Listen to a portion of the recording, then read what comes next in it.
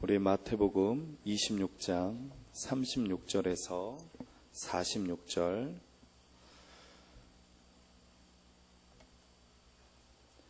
저와 여러분이 한 절씩 교도가 들어와 있습니다.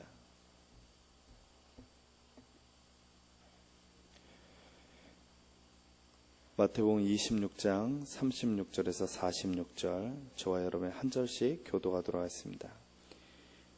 이에 예수께서 제자들과 함께 겟세마네라 하는 곳에 이르러 제자들에게 이르시되 내가 저기 가서 기도할 동안에 너희는 여기 앉아 있으라 하시고,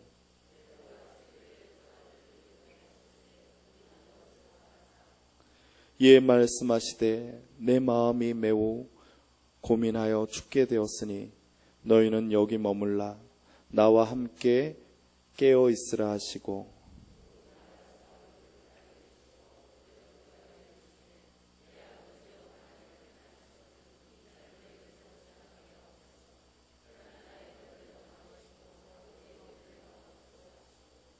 제자들에게 오사 그 자는 것을 보시고 베드로에게 말씀하시되 너희가 나와 함께 한 시간도 이렇게 깨어 있을 수 없더냐.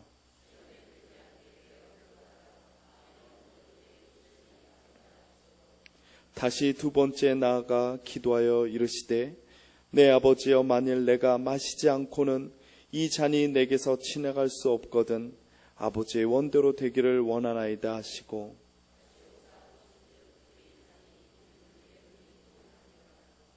또 그들을 두시고 나아가 세 번째 같은 말씀으로 기도하신 후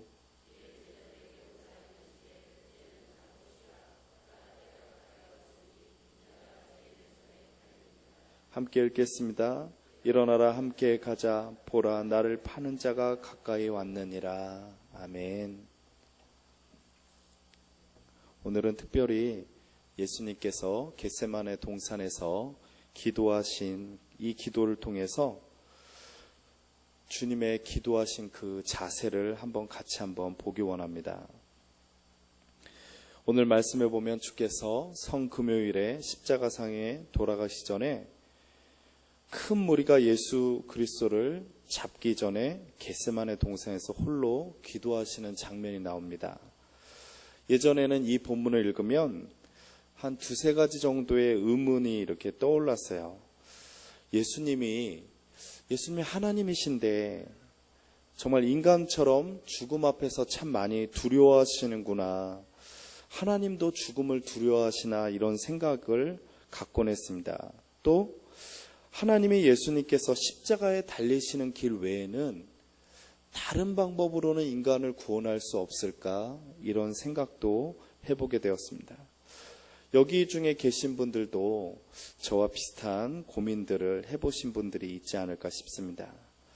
오늘 말씀에 보면 주님께서 이제 십자가를 지시기 얼마 안 되어서 그분의 마음이 너무나도 괴로운 거예요. 그래서 하나님 앞에 나아가서 기도를 하면서 그의 수제자 베드로와 세베대의 두 아들 야고보와 요한을 데리고서 겟세마네 동산에서 기도를 하시는 것입니다. 기도를 하면서 주님께서 그 제자들에게 당부를 합니다. 나를 위해서 함께 기도하자고. 39절의 말씀을 보면 얼굴을 땅에 대시고 엎드려 기도하여 이르시되 내 아버지여, 만일 할 만하시거든 이 잔을 내게서 지나가게 하옵소서. 그러나 나의 원대로 마시옵고 아버지의 원대로 하옵소서. 이렇게 기도를 하는 것입니다. 우리도 때로는 이런 기도를 하죠. 내가 원하는 바대로 마시고 하나님의 뜻대로.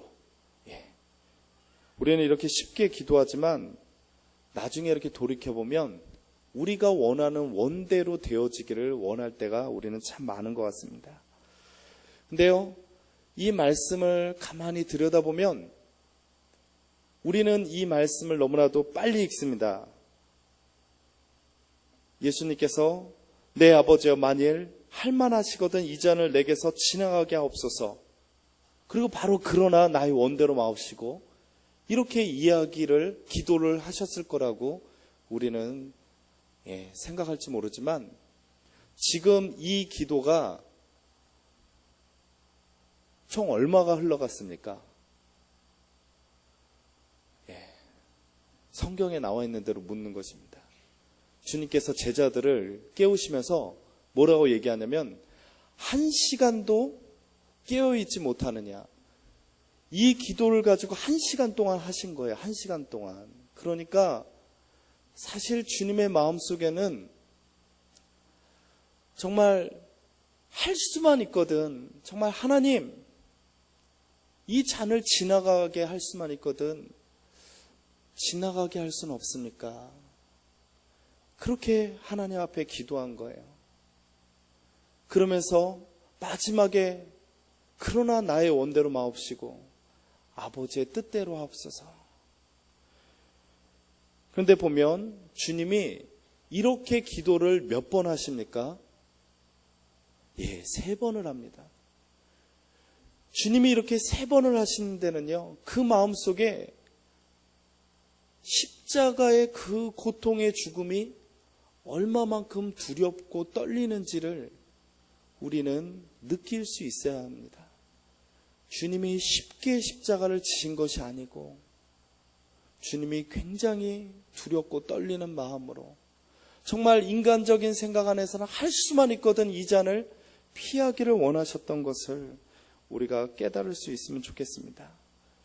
그러면 제가 여전히 처음에 물었던 하나님이신데, 예수님의 하나님이신데 정말 주님도 그렇게 인간의 두려움을 동일하게 느끼셨는가, 이런 생각을 우리가 물음을 가질 수 있습니다.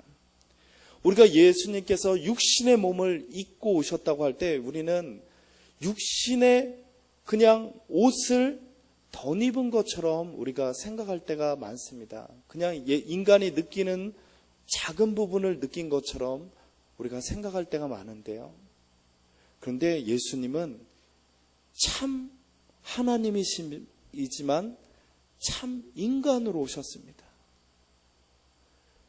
그게 바로 온전한 성서를 통해서 우리가 깨달아야 될 말씀입니다. 예수님은 하나님이시지만 참 인간으로 오셨습니다.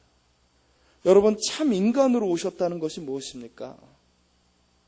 인간이 느끼는 모든 아픔, 인간이 느끼는 모든 한계, 인간이 느끼는 모든 고통을 주님도 동일하게 느끼시고 동일하게 아파하셨고 또한 눈물을 흘리셨습니다.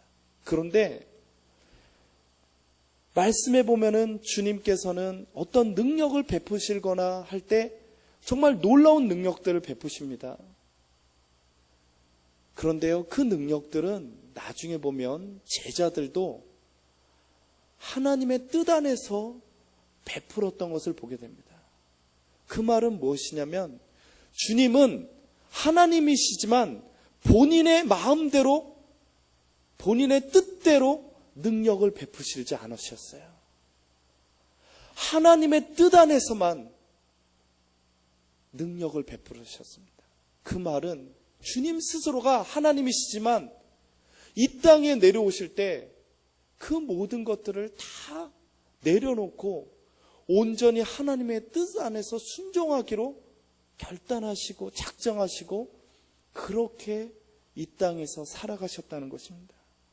그래서 말씀해 보면은 제가 예전에 그런 생각을 해봤어요. 우리가 베데스다 연못가에서 38년 된 병자를 예수님께서 고치십니다.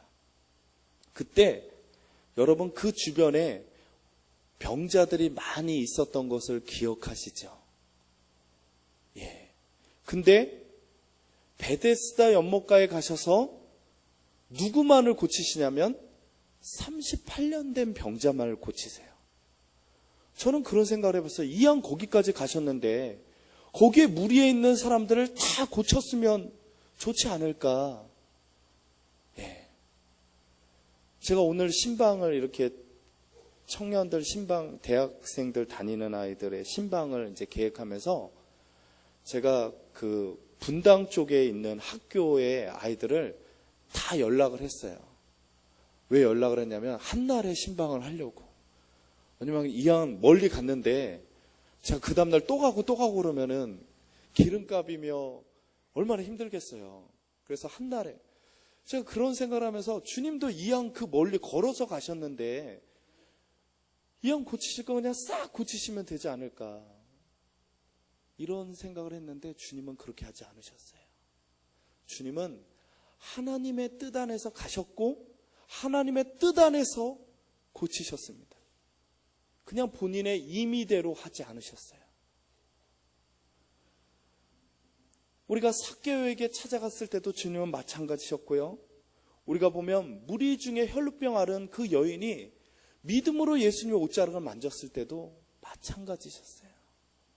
늘 예수님은 본인의 임의대로 어떤 하나님의 능력을 나타낸 것이 아니라 늘 하나님의 뜻 안에서 했습니다. 그거와 반대로요, 이런 사건이 있습니다. 빌라도가 예수를 헤롯에게 보냈습니다. 그랬는데 헤롯이 뭐라고 예수에게 요청하냐면, 한번 기적을 보여봐라. 네가 하나님의 아들이거든. 한번 보여봐라. 그럴 때 예수님이 보이지 않으셨어요. 침묵하셨어요. 가만히 있으셨어요. 그러니까 헤롯이 굉장한 구경거리로 왔는데 구경할 게 없으니까 다시 돌려보낸 것을 보게 됩니다. 저는 인간적인 마음에 헤롯에게 그 순간에 문둥병, 나병이 걸려서 한번 혼쭐을 한번 내주고 정신 바짝 차리도록 그렇게 할 법도 한데 주님은 그렇게 하지 않으셨어요. 하나님의 뜻 안에서만 기적과 능력을 보여주셨습니다. 예수님께서 이렇게 하신 데에는 예수님께서 참 인간의 몸을 입고 오셨기 때문에, 그러면서 늘 하나님의 뜻 안에서 사셨던 것이죠. 제가 이것을 깨닫고 난 뒤에는요, 예수님께서 세베대 아들들에게, 또한 베드로에게 이렇게 이야기하지 않습니까? 37절에 보면 베드로와 세베대의 두 아들을 데리고 가실새 고민하고 슬퍼하사 쭉 이야기하면서 여기 머물러 나와 함께 깨어 있으라 하시고, 주님도 심히 마음이 아프고 힘들어서 고민되어서 그 제자들이 나를 위해서 좀 중보기도 하기를 원하셨어요. 그런데 제자들이 피곤했는지 또한 영적으로 무디었는지 잠을 잡니다. 그래서 주님께서 40절에 보면은 예수께서 제자들에게 오사 그 자는 것을 보시고 베드로에게 말씀하시되 너희가 나와 함께 한 시간도 이렇게 깨어 있을 수 없더냐. 주님이 제자들에게 이렇게 이야기하실 때는 제자들의 그런 모습을 보면서 참 마음이 미워지고 안타까웠을 거예요. 나는 이제 죽음 앞에서 이렇게 두렵고 정말 이렇게 힘든데 저들은 나의 그 마음을 왜 모를까? 그런 마음과 동시에 주님께서 그러잖아요. 이들이 혹시나 이제 앞으로 닥칠 환난과 고난과 연단 속에 이들이 넘어질까? 특별히 베드로가 넘어지고 자기를 부인할 것을 뻔히 아셨기에 그들에게 안타까운 마음으로 이야기했던 것을 보게 됩니다. 이것을 볼 때 주님도 인간이 느끼는 모든 아픔과 힘듦을 동일하게 느꼈습니다. 그런데 그것을 몰랐어요. 그냥 주님이 하나님이시기 때문에 쉽게 이긴 줄 알았어요. 쉽게 견딘 줄 알았어요. 우리가 느끼는 두려움을 주님은 안 느끼는 줄 알았어요. 근데 그것이 아니더라고요. 이것은 마치 우리가 어릴 때, 특별히 가난했을 때 보면 아버지가 맛있는 과일이라든지 과자라든지 이런 걸 가져오지 않습니까? 그러면 처음에는 아버지 어머니가 먼저 교육상 먼저 아버지 어머니 드시고 난 뒤에 자녀들 먹으라고 하죠. 먹으라고 하면은 자녀들이 식구가 많을수록요 굉장히 막 싸우면서 먹습니다. 막 그렇게 맛있게 먹죠. 제가 그래서 보니까 교회에서의 식사가 왜 맛있는가? 우리 권사님의 베테랑의 그 요리 실력도 있지만 함께 먹기 때문에 맛있는 것 같아요. 함께 먹기 때문에. 주일날 반찬이 많지 않아도요, 너무 맛있어요. 너무 맛있고 너무 감사하고. 그런데 자녀들이 그렇게 맛있게 먹는 것을 보면서 부모님들이 말씀하시죠. 나는 배부르다. 그러면은 애들은 이제 막 철없이 막 싸우면서 먹어요. 간혹 더 철없는 애는 이렇게 해요. 부모님이 뭘 드시고 오셨길래 배부르다고 하실까? 부모님은 왜 그렇게 딴 데서 이렇게 맛있는 걸 드시고 오시나? 이런 철없는 생각을 하는 자녀들도 있을지 몰라요. 그런데 이제 부모가 되고 난 뒤에 그 마음을 아는 거죠. 부모님도 먹고 싶고, 근데 차마 그렇게 맛있게 막 먹는 그 아이들을 보면서 더 먹을 수가 없는 것이죠. 그것처럼 주님도 아파하셨습니다. 주님도 두려웠습니다. 죽음이. 너무나도 두려웠고 너무나도 힘들었던 것입니다. 그런데 주님이 그 베드로가 부인하는 그 모습을 보면서, 가룟 유다가 자기를 배신하는 그 모습을 보면서, 그리고 수많은 무리들이 정말 호산나 다윗의 자손이여 그렇게 외쳤던 무리들이 도리어 정말 며칠 사이에 변해가지고는 자기를 십자가에 못 박으라고 하는 그 무리들을 보면서 주님도 고통스럽고 괴롭고 아프고 정말 상처받고 배신감 느끼고 정말 가슴이 찢어지는 아픔을 느낀 것이죠. 그런데 우리가 오늘 말씀을 통해서 우리가 봐야 될 것은 주님께서 기도하신 기도의 자세입니다. 우리는 쉽게 주님의 기도를 흉내낼 때가 많아요. 진짜 그 기도를 하는 게 아니라 쉽게 기도를 흉내낼 때가 많아요. 어떤 기도냐면 십자가상에서 나를 못 박은 사람들에게 저들이 알지 못합니다. 저들을 불쌍히 여겨달라고, 용서해달라고, 저들이 하는 죄를 알지 못합니다. 우리는 그런 기도를 쉽게 할 때가 많습니다. 그런데 그렇게 쉽게 한 기도는 우리가 다 알다시피 내 마음속에 용서의 감정이 일어나지도 않고 미움이 사라지지도 않습니다. 우리가 스데반의 기도를 쉽게 따라합니다.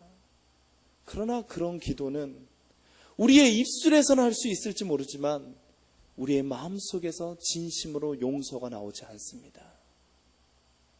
우리는 하나님 앞에조차도 기도를 만들어서 할 때가 많아요. 하나님 앞에 내가 이렇게 기도해야 되지, 어떤 틀을 가지고 기도할 때가 많습니다. 내 진심을 다해서 하나님 앞에 기도하지 않습니다. 그렇게 진심을 다해서 기도하지 않을 때는 우리의 기도는 여러 시간 기도해도 그 기도는 어떤 하나님의 능력이 나타나지도 않고 어떤 내 삶의 변화의 움직임도 일어나지 않는다는 것입니다. 오늘 말씀에 보면 주님께서 기도하신 그 기도를 통해서 우리가 한번 우리의 기도와 한번 주님의 기도를 한번 비교해 보면서 우리의 기도의 모습을 달리했으면 좋겠습니다. 주님은 자신이 느끼는 감정에 대해서요, 하나님께 솔직하게 이야기했습니다. 하나님 앞에 솔직하게 본인이 갖고 있는 두려움에 대해서, 본인이 갖고 있는 힘듦에 대해서, 본인이 갖고 있는 연약함에 대해서 솔직하게 기도했어요. 하나님임에도 불구하고. 그런데 거기에서 기도가 시작되는 거예요. 여러분, 우리가 하나님이 듣기 좋아하는 기도를 우리가 할 수 있어요. 그러나 여러분 아시잖아요. 하나님은 우리의 마음을 다 아세요. 이것이 솔직하지 않은 기도라는 걸 아세요. 우리가 보통 기도를 뭐라고 정의합니까? 대화라고 정의합니다. 대화라고. 여러분, 어떨 때 어떤 대화를 할 때, 어떤 구역회에서 내가 어떤 나눔을 할 때 여러분의 마음이 정말 참된 평안과 기쁨을 가지고 나옵니까? 대부분 여러분의 마음속에 있는 이야기들을 솔직하게 이야기할 수 있을 때, 그러면서 서로 진심으로 기도해 줄 때, 그런 구역회, 그런 나눔, 우리가 그런 것을 할 때 우리 마음에 참된 평안과 안식을 얻게 됩니다. 그런데요, 우리가 막 칭찬해 주는데 마음에 별로 없는 칭찬과 뭔가 형식적인 대화로 가득할 때 우리 마음속에 돌아올 때 공허함으로 돌아와요. 하나님과의 기도도 마찬가지입니다. 우리의 마음을 솔직하게 하나님 앞에 내어놓지 못할 때 우리의 기도는 그냥 형식적으로 그 자리에서 그냥 메아리치는 기도가 되는 것입니다. 그래서 한번 우리가 새벽 예배를 드리고서 내가 하나님 앞에 기도하고 돌아갈 때 내 마음속에 참된 주님이 주시는 평안함이 있는가 돌이켜볼 때 그것보다는 그냥 늘 마음이 동일하다면 한번 우리의 기도 가운데 우리는 얼마만큼 하나님 앞에 솔직하게 기도하는가를 한번 돌이켜봤으면 좋겠습니다. 그리고 예수님께서 하신 기도 중에는요, 자신의 연약함을 끊임없이 반복적으로 기도했다는 거예요. 주님이 처음 나가서 하나님 앞에 기도할 때 주님, 할 수만 있거든, 만일 이 잔을 내게서 피할 수만 있거든 피하게 해주십시오. 그렇게 기도를 했어요. 그러면서도 이 마음 한켠에 그래도 내가 하나님의 뜻을 따라야 되지 하고서 하나님의 뜻 안에 정말 하나님의 뜻이 내 안에 이루어지도록 또한 기도를 했습니다. 그럼에도 불구하고 예수 그리스도는 인간의 연약함을 동일하게 갖고 계셨습니다. 그래서 두려웠습니다. 그 두려운 부분을 또 하나님 앞에 가지고 나가는 거예요. 가지고 나가서 또 기도를 합니다. 하나님, 내 안에 여전히 이 마음속에 연약함이 있습니다. 내 안에 인간의 연약함이 있고요, 내 안에 부족함이 있습니다.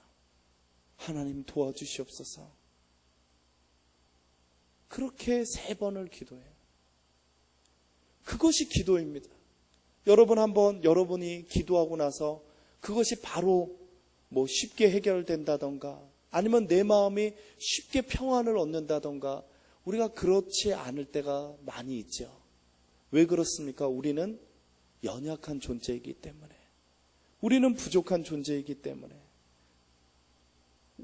그것을 주님 스스로도 인간의 몸을 또한 참된 인간이 되셨기 때문에 아셨고 느꼈습니다. 그래서 겟세마네 기도에서 3번씩 그렇게 기도를 하신 것입니다. 우리는 더 연약합니다. 우리는 끊임없이 주님 앞에 나가서 우리의 연약함을 고백할 수밖에 없습니다. 그런데 그 연약함을 고백하는 그것이 참으로 놀라운 것은요, 그것 자체가 능력이 됩니다. 여러분 힘들 때, 정말 시집살이에서 힘들 때 여러분 친정어머니 찾아가서 여러분의 마음을 토로했을 때 정말 토로하는 것만으로도 여러분의 마음이 정말 후련해지고 치유되는 것을 경험하지 않습니까? 왜요? 동일한 경험들을 하셨던 분이고 내 마음을 이해해 주기 때문에. 하나님도 마찬가지예요. 우리가 하나님 앞에 기도할 때 숨길 필요가 없어요. 저는 미운 사람이 있으면 솔직하게 하나님 앞에 기도합니다. 밉다고 기도해요. 그렇다고 저주를 내려달라 이런 기도는 안 하지만 미운 걸 그대로 기도해요. 근데 참 놀라운 것은요, 그렇게 기도를 한참 하고 나면 내 입에서 기도가 바뀌어요. 그 미웠던 사람 막 생각하다가 어느새 내가 하나님 앞에 미운 짓을 했던 그것이 이렇게 떠올라요. 그러면서 나도 똑같은 사람이구나 이런 것을 깨닫게 됩니다. 그런데 그냥 내가 하고 싶은 말만 딸랑 하고 하나님 아셨죠? 그 사람 너무 믿습니다 하고 그냥 자리에 일어서면 그거는 참된 기도가 아니죠. 끊임없이 내 마음에 어찌할 수 없는 내 마음을 하나님 앞에 기도하는 것입니다.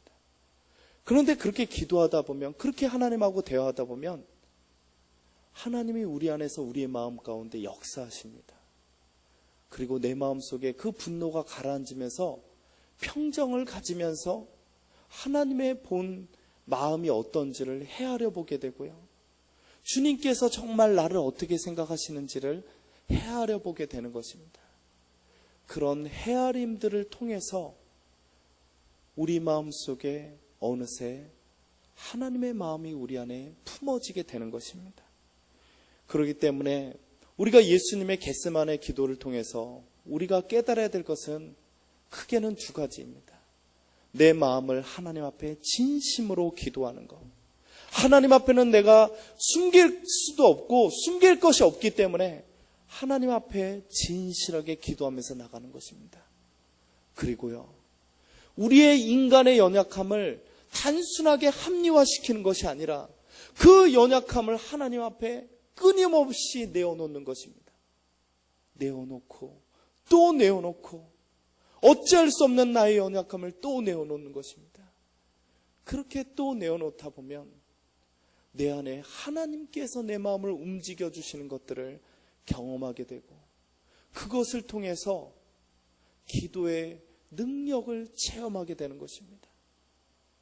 기도의 참된 능력은요, 내 뜻, 내 방식, 내 삶의 소망에서 어느새 우리가 장성하여 하나님의 뜻이 무엇인가, 또 하나님께서 나에게 바라시는 것이 무엇인가, 그리고 더 기쁜 것은요, 내 뜻대로 살아가는 방식보다 하나님의 뜻이 훨씬 더 나에게 유익하다라는 믿음의 확신이 생긴다는 것입니다.